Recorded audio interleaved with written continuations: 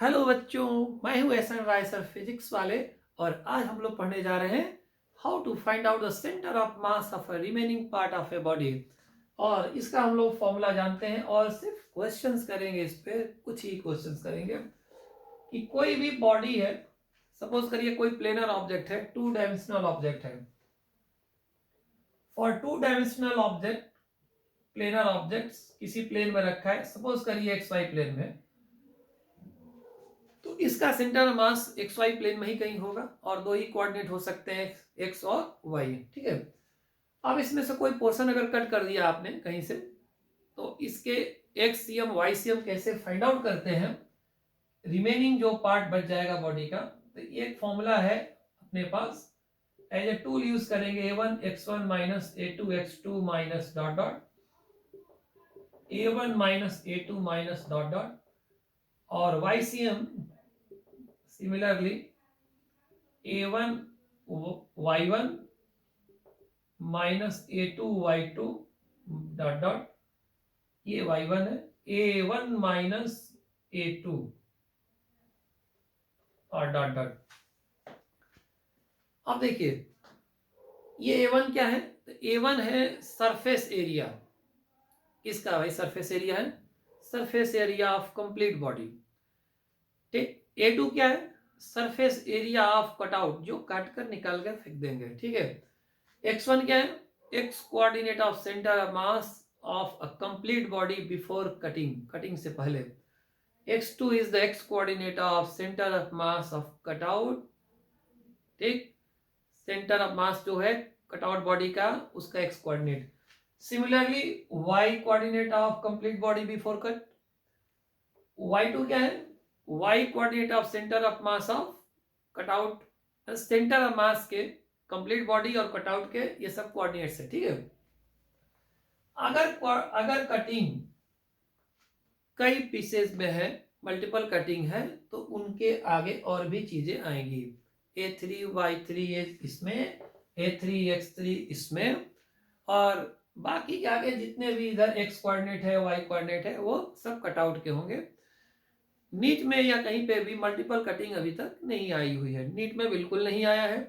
अब बात करते हैं, मान लीजिए 3D ऑब्जेक्ट्स है, तो हो सकता है कि उसके एक्सीएम वाईसीएम जेडसीएम है, तो यहाँ पे एरिया के जगह पे वॉल्यूम हो जाएगा b1 कंप्लीट बॉडी का बिफोर कटिंग वॉल्यूम, और आगे b2 हो जाएगा वॉल्यूम ऑफ कटआउट बॉडी। ठीक है, 3D के केसेस में।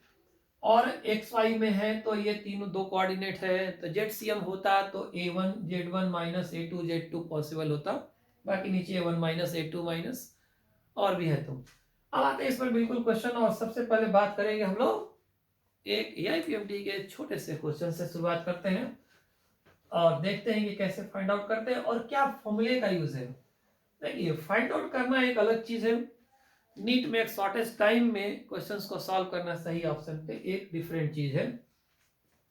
ये क्वेश्चन जो है AIPMT का आया हुआ है, और ये क्वेश्चन कहता है कि ये एक डिस्क है यूनिफॉर्म मास डिस्ट्रीब्यूशन का, और इसमें से एक डिस्क ही पार्ट ऐसे काटा गया है सिमेट्रिकली, बिल्कुल इस तरीके से कटिंग है, मतलब इसका सेंटर यहाँ है और मान लीजिए कि वो है, तो जो ये बच गया डिस्क का पार्ट, इसका सेंटर ऑफ मास क्या होगा, ओ से कितने डिस्टेंस पे होगा, ये सब बताना है। ठीक है। देखिए ये पोर्शन हाफ और हाफ नीचे एकदम सिमेट्रिकल है, तो y में सेंटर ऑफ मास, मतलब इधर वर्टिकल साइड में सेंटर ऑफ मास की शिफ्टिंग नहीं होगी, जिधर हैवियर पार्ट होता है, मास ज्यादा होता है, उधर ही सेंटर ऑफ मास क्लोज होता है, ये हम लोग जानते हैं।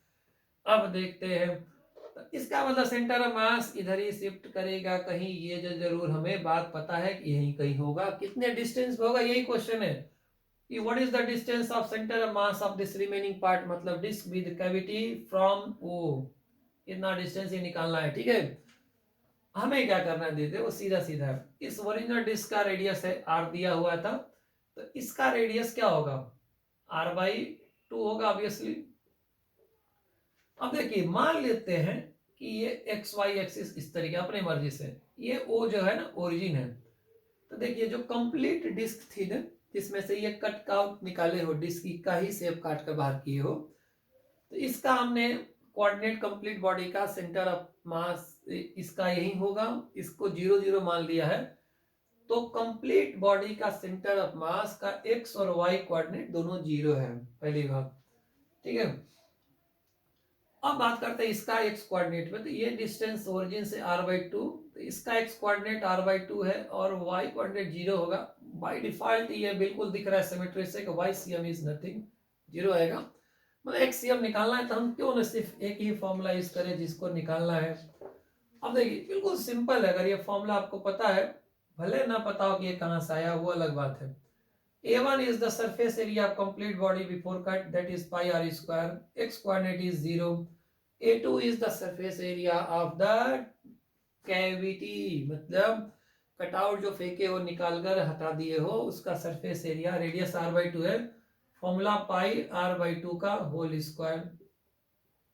ठीक है, इसका x कोऑर्डिनेट कितना है भाई, r/2 है। नीचे एरिया कितना, पाई r square minus pi r/2 का होल स्क्वायर, मतलब ये आ गया। ये तो 0 हो गया जी, पाई कॉमन हो गया, कैंसिल मार दो। ठीक है, r स्क्वायर भी कैंसिल है, थोड़ा लिख लेते हैं तब कैंसिल कर देंगे। ऊपर क्या बचा, r/2 का whole square, r²/4 into r/2, एक और दिख भी रहा है, ये माइनस ये बचा हुआ है, नीचे r² minus r²/4 that is 3r²/4। ये r²/4 इस r²/4 से डायरेक्टली कैंसिल हो गया, आया माइनस r/6। ये कोऑर्डिनेट है। अगर कोई कहता है what is the coordinate of centre of मास, यहाँ पे अगर ओरिजिन है तो माइनस r/6 और y कोऑर्डिनेट तो 0 दिख रहा है। डिस्टेंस पूछोगे तो दैट इज यहाँ से r/6 का डिस्टेंस है, निकल गया, पता चल गया। अब देखिए ये कैविटी जो किया गया था, ये किसी और शेप का भी कर सकता है, सिमेट्रिकल कहीं और भी कर सकता है, मतलब ये स्क्वायर कटिंग कर दिया या डिस्क का ही कटिंग है, लेकिन ये इस रेडियस r/2 का नहीं है, तो हमें कुछ नहीं करना, हमें इसी में रख देना उठा के। ठीक है, अब क्या करते हैं, थोड़ा सा एक डिफरेंट क्वेश्चंस पे बात करते हैं। ये डिस्क से डिस्क की कटिंग और बाकी कटिंग तो बहुत हो गया, अब बात करते हैं इसमें कटिंग का नाम पे। एक स्क्वायर शेप लेते हैं, ठीक है, स्क्वायर यूनिफॉर्म स्क्वायर प्लेट है, ठीक है, यहाँ पे बनाते हैं। ये स्क्वायर प्लेट होता, स्क्वायर में से स्क्वायर कटिंग कर देते हैं। ठीक है, रेक्टेंगल ले लिया, तो इसका साइड लाइन डिफरेंट कर देंगे। रेक्टेंगुलर यूनिफॉर्म रेक्टेंगुलर प्लेट है, यूनिफॉर्म मास डिस्ट्रीब्यूशन का। ठीक है, अब देखिए ये हमने अपने तरफ से दे दिया है कि एक्स और वाई, और ये रहा ओरिजिन 0 0, और ये साइड लेंथ है ए है, और रेक्टेंगल हो गया, और ये साइड लेंथ ए होगा, ये है बी, ये है बी, ऑब्वियसली ये भी बी होगा। अब देखिए आप कोऑर्डिनेट लिख लीजिए ओरिजिन के हिसाब से, या हम लिख के बता दें की बात है। चलिए अब क्या करते हैं, इसमें बिल्कुल सिमेट्रिकल, ठीक है, मतलब 4 बराबर हिस्से बनाए हैं। इसमें से जो आप ये देख रहे हैं इधर वाला पोर्शन, इसको उड़ाते हैं, मतलब कि काटते हैं। ये पोर्शन को ना ये काट दिया गया है, it is taken out from this plate, uniform है, बाहर कट मार दिया, तो रिमेनिंग पार्ट क्या बचा, यही जो पोर्शन बचा है यही रिमेनिंग पार्ट है। ठीक है, मतलब ये रिमेनिंग पार्ट है, ये जो हमने ये डॉटेड मारा है ये पार्ट रिमेनिंग है, इसी का बताना है। तो ये कटिंग करने के बाद, ठीक है, ये पोर्शन कट करने के बाद व्हाट इज द कोऑर्डिनेट है, x coordinate of centre of mass of the remaining part of rectangular plate का जो था बचा हुआ हिस्सा, ये जो पोर्शन है it is cut off, cut by taken out. ठीक है, अब इसे हम बाहर कर देते हैं, तो ये खाली जगह बन गया, एक तरह से कहा जाए तो इसको बाहर कर दिया है, समझ जाने के लिए इसको छोड़ दिया भाई। ठीक है, बाहर कर दिया गया, मतलब बताना तो इसी का है। इसमें बताना है what is the find the X coordinate of XCM, मतलब ऑरिजिन ये बनाया इसके हिसाब से एक्ससीएम ऑफ, ठीक है, remaining part of this figure, ठीक है। आते हैं वापस। अब देखिए हमारा काम देखिए, अब ये चीज देखिए ध्यान से, इसकी जो कटिंग है इस कॉर्नर से की है, ऐसा कुछ गेस कर रहे हैं। अगर ये नहीं कटा होता तो सेंटर ऑफ मास बिल्कुल सेंटर मास यही सेंटर होता, ठीक है। अगर यहां से कटिंग की हो तो सेंटर ऑफ मास बिल्कुल डायगोनली ऐसे भागा होगा, बिल्कुल लग रहा है ऐसा, बिल्कुल यही होगा। अब क्या है कि इसमें हमें कोऑर्डिनेट निकालना है एक्ससीएम और वाईसीएम, तो हम वाईसीएम निकालना नहीं चाह रहे, हमने एक्ससीएम ही पूछा जी। ऐसा नहीं कि वाईसीएम नहीं पूछ सकते थे, नहीं पूछा है, बस डबल हो जाएगा, लेंदी हो जाएगा। जानते हैं कि लेंदी चीजें मेडिकल में नीट में नहीं आती है, तो कोई एक कोऑर्डिनेट पूछकर आपको परेशान करना काफी है, उतने में बहुत परेशान कर देगा, टेंशन लेना इतने में काफी है। और खासतौर से ये नए क्वेश्चन है, नीट में कभी इस टाइप का चीज नहीं आया है, ठीक है। वो एक दो चीजें घिसे पिटे पुराने हो चुके हैं, वो सबको याद हो चुके हैं आंसर, तो अब ये आंसर तो कोई याद करके जाएगा नहीं, कितना याद करेगा।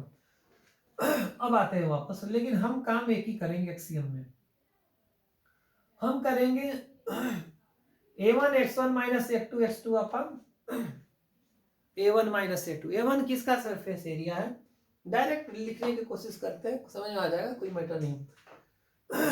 बिफोर कट कंप्लीट रेक्टेंगल का सरफेस एरिया क्या है भाई, a इंटू बी होता है इसमें,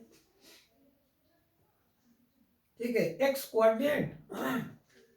कोऑर्डिनेट इसका, यहाँ पे ध्यान से देखिए, ओरिजिन यहाँ बनाया गया, सावधान रहना है।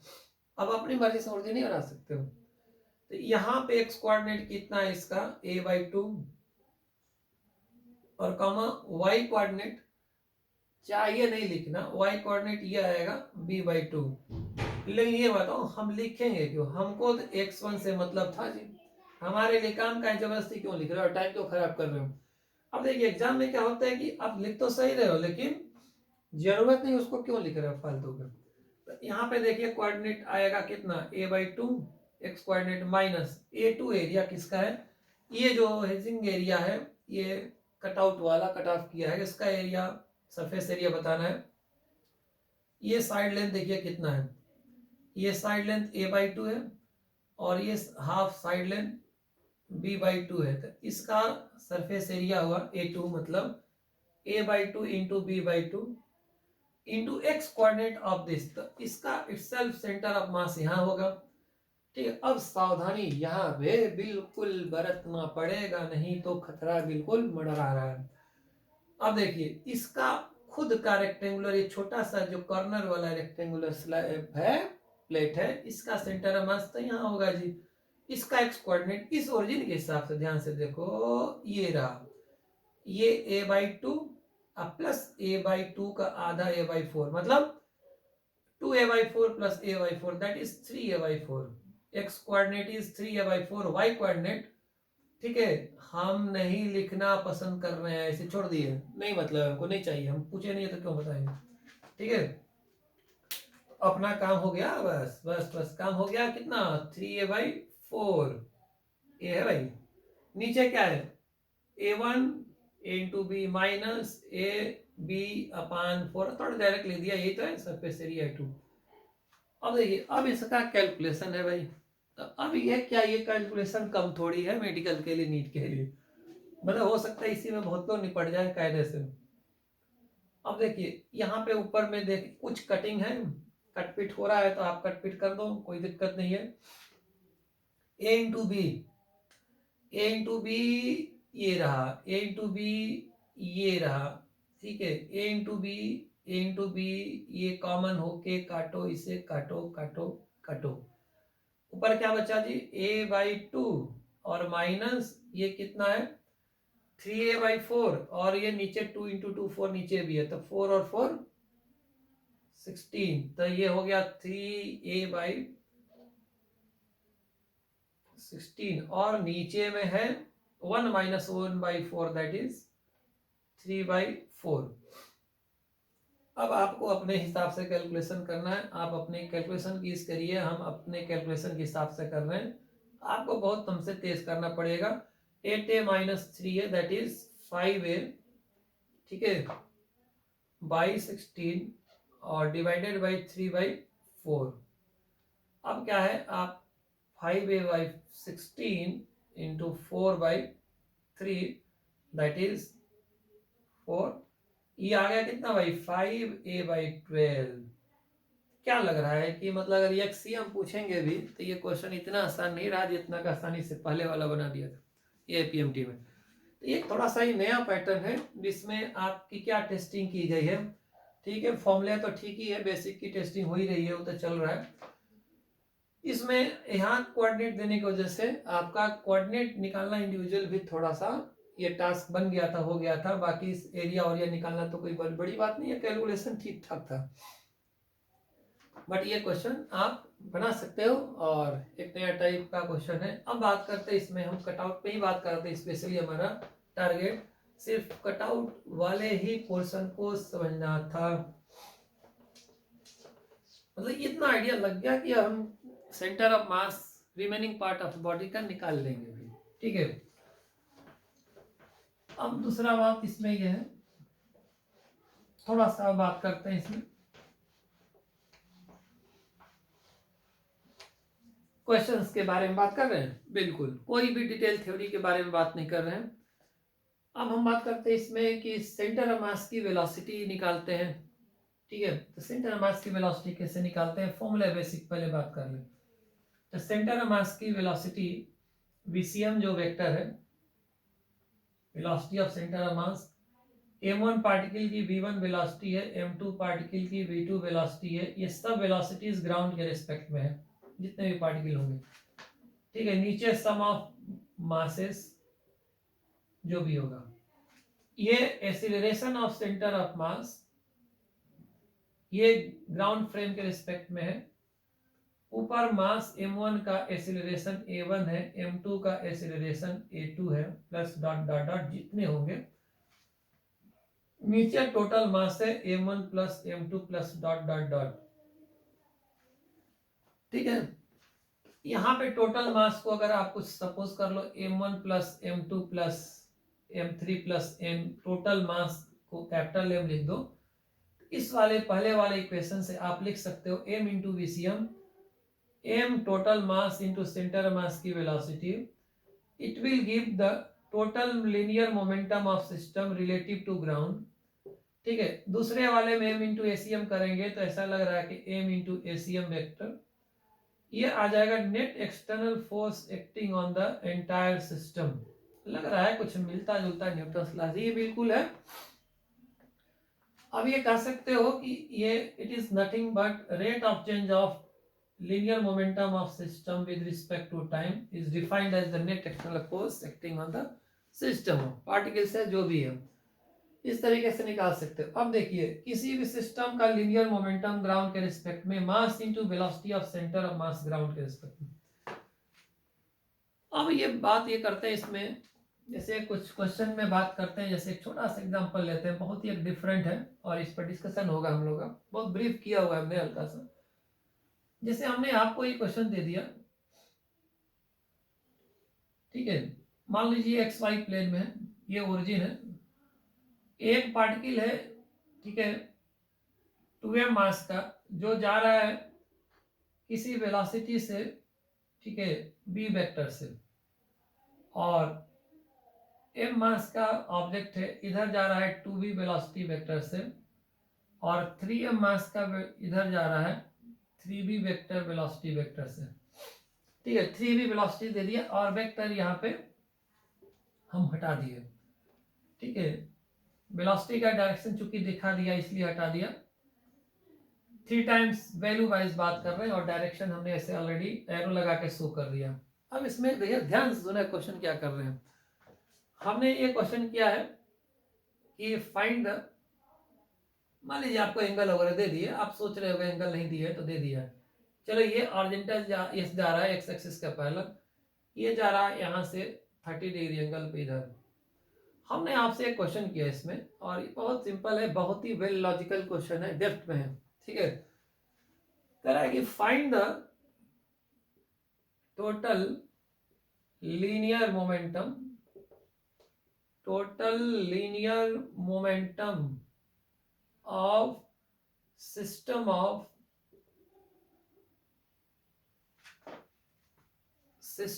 ये कितने पार्टिकल है, 3 है, system of this 3 particles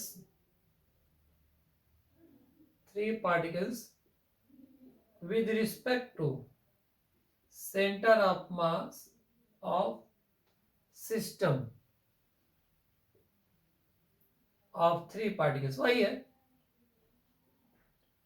question का ही हिसाब है इस लैंग्वेज में, बस क्या लैंग्वेज का ही कमाल है।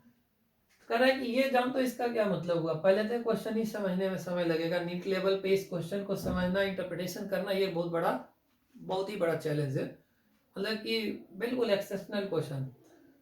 टोटल लीनियर मोमेंटम सिस्टम का निकालना है, ठीक है, तीनों पार्टी किसके रेस्पेक्ट में निकालना है, करा सेंटर ऑफ मास जो है ना इसका सिस्टम का, उसके सेंटर ऑफ मास के रेस्पेक्ट में, मतलब जानते हो क्या होगा, इन तीनों का लीनियर मोमेंटम जो कैलकुलेशन है वो सेंटर ऑफ मास से देखा जा रहा है, मतलब observer is located at the centre of mass of the given system.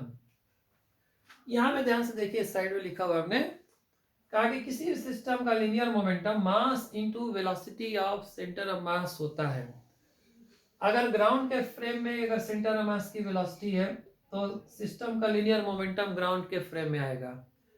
यहाँ पे क्या है, यहाँ पे कह रहे हो आप कि सेंटर ऑफ मास के रिस्पेक्ट में बताओ, तो ये बताइए आप कि सेंटर ऑफ मास के रिस्पेक्ट में टोटल लीनियर मोमेंटम, तो हमारे पास दो ऑप्शन है। एक ऑप्शन तो ये है कि सेंटर ऑफ मास के रिस्पेक्ट में इसकी भी वेलोसिटी निकालें, मोमेंटम इसका भी mass into velocity of this particle with respect to centre of mass निकालें, इसका भी मास और velocity with respect to centre of mass निकालें, ये सब ग्राउंड फ्रेम में वेलोसिटीज है, इसका भी mass into velocity centre of मास के फ्रेम के रिस्पेक्ट में निकालें, ये सारी वेलोसिटी ग्राउंड फ्रेम के रिस्पेक्ट में दिया गया था।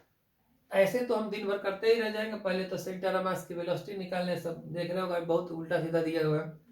बहुत एक छोटा सा लॉजिक है, देखिए किसी भी सिस्टम का linear momentum with respect to centre of mass निकालेंगे तो बस देखिए ग्राउंड की जगह सीएम लिखा हुआ है, तो mass into velocity of centre of mass, ठीक है, और विद रिस्पेक्ट टू ही सेंटर ऑफ मास भी। ये बताओ, ये तो कॉमन सेंस की बात है, चाहे इसका सेंटर ऑफ मास एक्सीलरेटेड ही क्यों ना हो, ठीक है, या कांस्टेंट वेलोसिटी से ही क्यों ना चल रहा है, या whatever be the condition, whatever be the velocity of centre of mass of the given system, any system, not only in this case, ठीक है, किसी भी केस में अगर सेंटर ऑफ मास पे की वेलोसिटी निकाल रहे हैं और सेंटर ऑफ मास पे भी है, बैठे ही हैं, ऑब्जर्वर भी है, तो ये बताओ वो तो रिलेटिव, ये तो वेलोसिटी जीरो हो गया, किसी की भी वेलोसिटी उसी के रिस्पेक्ट में, क्या मतलब क्या हुआ, कार की वेलोसिटी उसी कार के रिस्पेक्ट में, मतलब क्या होता है, जीरो हो जाएगा, तो सेंटर ऑफ मास की वेलोसिटी सेंटर ऑफ मास के रिस्पेक्ट में ऑलवेज जीरो आएगा, इसलिए इस क्वेश्चन का आंसर जीरो हो गया, without any calculation, there is no calculation, zero calculation. But अगर जो दिया है, अगर इसको किसी ने सॉल्व करने की कोशिश किया तो जीरो तो आएगा, बड़ी मुश्किल के बाद आएगा जीरो ही, लेकिन नहीं आया तो समझ लो आप गलत, टोटली गलत सॉल्व किए हो। ये बिल्कुल कॉन्सेप्चुअल क्वेश्चन है। इसी वजह से देखो हमने क्या बोला, सेंटर ऑफ मास की वेलोसिटी हमेशा सेंटर ऑफ मास, उसी सेंटर ऑफ मास के रिस्पेक्ट में हमेशा जीरो होगी, whether the center of mass is accelerated or not, even if the center of mass is accelerated, in that case भी क्या होगा, सेंटर ऑफ मास की वेलोसिटी सेंटर ऑफ मास के रिस्पेक्ट में क्या होगा, जीरो होगा। तो momentum of system, entire system with respect to centre of mass frame is always zero, that's why the centre of mass frame means the frame of reference attached with the center of mass of system is known as the zero momentum frame। इसको बोलते हैं centre of mass frame, centre of mass frame, ये आएगा सी frame का, short में सी frame का नाम से इसे जानते हैं, ठीक है, ऐसा कुछ नहीं है, बस ये शॉर्ट में समझने के लिए सिंबॉलिक यूज किया गया है, ठीक है। सेंटर ऑफ मास फ्रेम में क्या होगा कि एंटायर सिस्टम का जो मोमेंटम है सेंटर ऑफ मास के रिस्पेक्ट में, it is always found to be zero, that's why it is called as zero momentum frame. Theoretical question में ये आ सकता है, जीरो मोमेंटम फ्रेम। ये हमेशा आंसर इसमें मोमेंटम का, टोटल मोमेंटम का सेंटर ऑफ मास के अटैच फ्रेम में जीरो होगा। तो ये हमने एक बात कर लिया। अब बात करते हैं क्वेश्चन पे।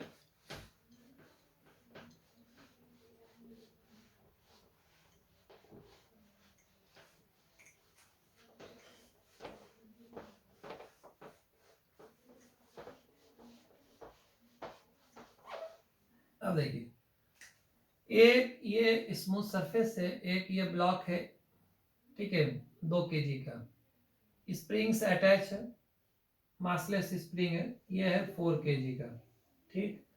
इसको बी कह दो आप, इसको ए कह दो। ये स्मूथ सरफेस है, spring is massless and condition is relax condition, ठीक है। अब इसमें हमें बताना, ये हमें इसको हमने इसको एक मार्क इसे वेलोसिटी दे दिया है 3 मीटर पर सेकेंड, इंपल्स प्रोवाइड करके बस ऐसे मारा, जैसे ये रखा, इसको ऐसा मार दिया, वेलोसिटी प्रोवाइड कर दी, इसको नहीं मारा, ठीक है। जैसे ही इसको मारा, व्हाट इज द, मतलब ये क्या था, ये बेसिकली रेस्ट में था, इसको कोई डिस्टरबेंस नहीं किया, हमने नहीं दिया, correct. What is the velocity of centre of mass, find the VCM of this given system.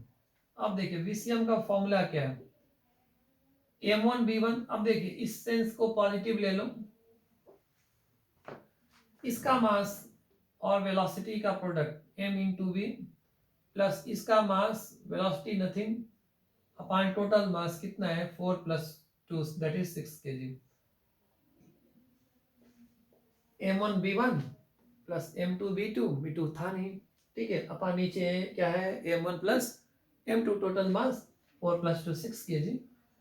कितना आ गया ध्यान से देखो 1 मीटर पर सेकेंड। अब देखिए इनिशियली क्या है, इसके सेंटर ऑफ मास जैसे स्टार्टिंग में मान लीजिए t = 0 है, तो इसके सेंटर ऑफ मास की वेलोसिटी कितनी है 1 मीटर पर सेकेंड, ठीक, ओके। आपको ये कहेगा कि after 2 second what is the velocity of centre of मास। अब आते हैं क्वेश्चन पे, कहता है कि इनिशियली तो ये था, what is the velocity of centre of mass after 2 second. आप ये देखिए इस सिस्टम पे ये वेलोसिटी दे दिया जब हमने, तो ये सिस्टम अब आइसोलेट हो गया है। सेंटर ऑफ मास की वेलोसिटी 1 मीटर पर सेकेंड जो स्टार्टिंग में आई वो हो गया। इस सिस्टम पे आप ध्यान से देखिए, there is no external force acting on this system. तो ये पढ़ा था कि अगर एक्सटर्नल फोर्स 0 है तो सेंटर ऑफ मास की वेलोसिटी क्या होगी, 0 होगी। This implies that the velocity of centre of mass constant होगा। जो भी पहले से सेंटर ऑफ मास की वेलोसिटी होगी that will remain constant in magnitude and direction, बोलने की जरूरत भी नहीं है, ठीक है, वीसीएम कांस्टेंट है। तो पहले से वीसीएम ये था तो यही कांस्टेंट रहेगा, कभी चेंज नहीं होने वाला है, ठीक है। इंडिविजुअल वेलोसिटी चेंज होगी बट सेंटर ऑफ मास की वेलोसिटी नहीं चेंज होगी, ठीक है। तो ये कॉन्सेप्ट है।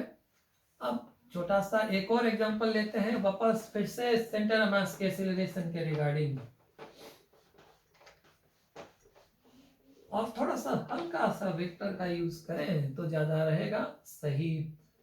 जैसे मान लीजिए कि एक्स एक्सिस है, इधर यूनिट वेक्टर आई कैप होता है, ये वाई एक्सिस पे जे कैप होता है, ये रहा ओरिजिन, ठीक है। एक एम मास का पार्टिकल है, 2m मास का ले लो आप, ये एक्स एक्सिस के पैरेलल जा रहा है, ठीक है। मान के चलो ये जा रहा है आपको 4 मीटर पर सेकेंड से, ये एक्स एक्सिस के पैरेलल इधर जा रहा है। यहाँ पे एक पार्टिकल ले लो आप, m मास का इधर जा रहा है, ये 2 मीटर पर सेकेंड के वेलोसिटी से ये जा रहा है y एक्सिस के ऐसे पैरेलल जा रहा है, ठीक है। अब यहाँ पे ये एक ले लिया, यहाँ पे ये 3m मास का पार्टिकल है, इधर जा रहा है, ये है 3 मीटर पर सेकेंड से, और ये पैरेलल इसके है, ठीक है, करेक्ट। व्हाट इज द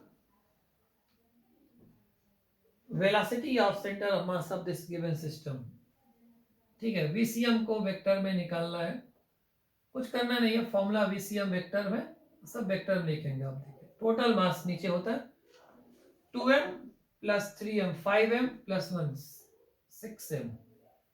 कोई भी आप कहीं शुरू हो जाओ। ये क्या है, m1 v1 वेक्टर क्या है, 2 यूनिट है और j कैप डायरेक्शन। इसको ले लिया 3m वाले को, तो 3m का मास और इसका वेलोसिटी है 3 मीटर पर सेकेंड माइनस j कैप में, माइनस j कैप में। और इसका क्या है 2m इंटू वेलोसिटी 4 मीटर पर सेकेंड किधर है, आई कैप में। ठीक है, आप इसे कैलकुलेट कर लो और इजीली कैलकुलेट कर लोगे। आप चेक कर लो, 4 इंटू 2 ये कितना हो गया, 8 आई कैप आ रहा है। जे कैप में ये 2 यूनिट है, ये 3 इंटू 3 9 है, तो 2 माइनस 9 7 माइनस जे कैप में, और ये नीचे 6, इतना मीटर पर सेकेंड आएगा। सपोज करो, आप ज्यादा सॉल्व करने की जरूरत नहीं है। मान लीजिए कि ये एक्सीलरेशन अगर रहता मीटर पर सेकेंड स्क्वायर में, तो हम पूछे होते what is the acceleration of centre of mass of the system. m1 a1 plus m2 plus m3 a3 upon total मास। तो ये बताओ, आंसर तो यही आता है, यूनिट बदल जाएंगे मीटर पर सेकेंड स्क्वायर में, क्या दिक्कत है। तो ये फॉर्मूले जो है वेक्टर फॉर्म में अगर यूज होते हैं, तो वेक्टर फॉर्म में बस कैलकुलेशन है, आपको कैलकुलेशन थोड़ा सा केयर करना होगा। ठीक है, मतलब क्वेश्चंस करते हो तो केयरफुली करना है।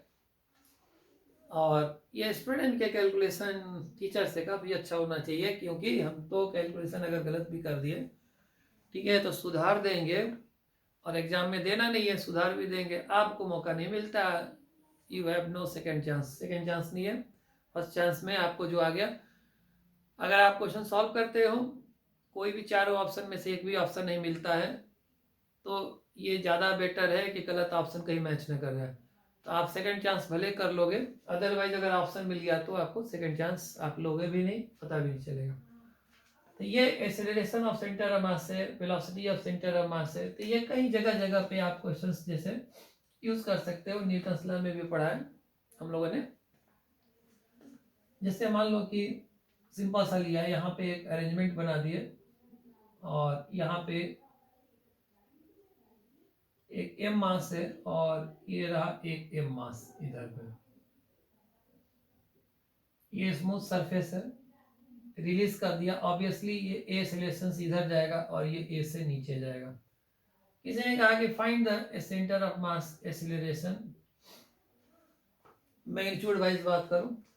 अब देखो, ये a पहले निकालेंगे, a निकालने के लिए नेट पुलिंग फोर्स, ये पुलिंग सिस्टम जो भी अरेंजमेंट है, नेट पुलिंग फोर्स mg, ये हम लोग न्यूटन्स लॉ में पढ़े थे। Total masses in motion m plus m 2m, यानी g/2 का एक्सेलरेशन दिखा रहे हैं हम। अब देखिए सेंटर मास का जो एक्सेलरेशन है, अब देखिए m1 a1 वेक्टर में होता है, तो वेक्टर डील करना पड़ेगा। आप वेक्टर डील करोगे कैसे, तो मान लो आप इधर आई कैप लेते हो और नीचे जे कैप ले लिया, ठीक। ये m जो लिखोगे तो इसका एक्सेलरेशन a है, लेकिन डायरेक्शन किधर है, आई कैप में, प्लस इस m का एक्सेलरेशन a ही है, लेकिन किधर है, नीचे लिया जे कैप में। अपने हिसाब से कुछ भी ले सकते हो, ठीक है। और यहाँ ये भी नहीं कर सकते हो कि हम प्लस माइनस लगा देंगे, ये नहीं कर सकते। ये प्लस है तो ये माइनस, लिखे कि गलत हुआ तुरंत, अरे क्या ये प्लस ये माइनस होगा, जीरो हो जाएगा, अपने आप निपट जाएगा आदमी तुरंत। नीचे क्या है, ए टोटल मास कितना है 2m है, m काटो। आंसर क्या है फिलहाल, a/2 is common, I cap plus J cap. a के जगह क्या है भाई, g/2, वापस करते हैं g/2 और by2 मतलब g/4, आई कैप प्लस जे कैप मीटर पर सेकेंड स्क्वायर। हमने ये बताओ, ये यहाँ पे तो वेक्टर फॉर्म में निकाल बैठे, डायरेक्ट निकाले नहीं। आप डायरेक्ट निकालते, ठीक है, आप डायरेक्ट भी निकाल सकते थे। अगर मान लो आप वेक्टर फॉर्म में ऑप्शन दिया तो वैसे निकालोगे, मैग्नीट्यूड निकाल लो। ये देखो g/4, और इस वेक्टर का मैग्नीट्यूड क्या होगा, √1² प्लस 1² दैट इज √2। अब देखो, मान लो कि आप स्टार्टिंग में आप एसीएम वेक्टर को निकालना चाहते थे, ठीक है। बेहतर यही है कि कोई डायरेक्ट जुगाड़ न लगाए, नहीं गलत हो जाएगा। m1 vector plus m2 vector में लिखकर टोटल नीचे मास है, और एक्सीलरेशन का मैग्नीट्यूड निकालना है तो आपको वेक्टर के मैग्नीट्यूड निकालना है। g/4 आ गया, i cap plus j cap का मैग्नीट्यूड क्या होगा, √1 इसका प्लस 1 स्क्वायर दैट इज √2। कुछ कट पिट करना है कर सकते हो, जरूरत नहीं है, ठीक है। ये अपना रहा आज का थोड़ा सा ब्रीफ था, और फिर नेक्स्ट टाइम हम लोग कुछ क्वेश्चंस के साथ ही आएंगे। देखिए क्वेश्चन सॉल्व करिए, और क्वेश्चन के थ्रू आप थ्योरी के कॉन्सेप्ट्स को क्लियर करिए, और बेसिक थ्योरी का आइडिया होना चाहिए। बेसिक थ्योरी मतलब फॉर्मूला, वेक्टर फॉर्म में है तो वेक्टर फॉर्म का क्या यूज है, ये सब चीजें होती है। बेसिक के थ्रू क्वेश्चन बनाने हैंडल करने की कोशिश करें। अब कुछ पर्टिकुलर शॉर्टकट्स होते हैं, जैसे हम रिमेनिंग पार्ट ऑफ बॉडी में सेंटर मास निकाल रहे थे, इस तरह की चीज़ों को जानकारी होनी चाहिए, ठीक है। और आज के लिए बस इतना ही रहेगा हम लोग का।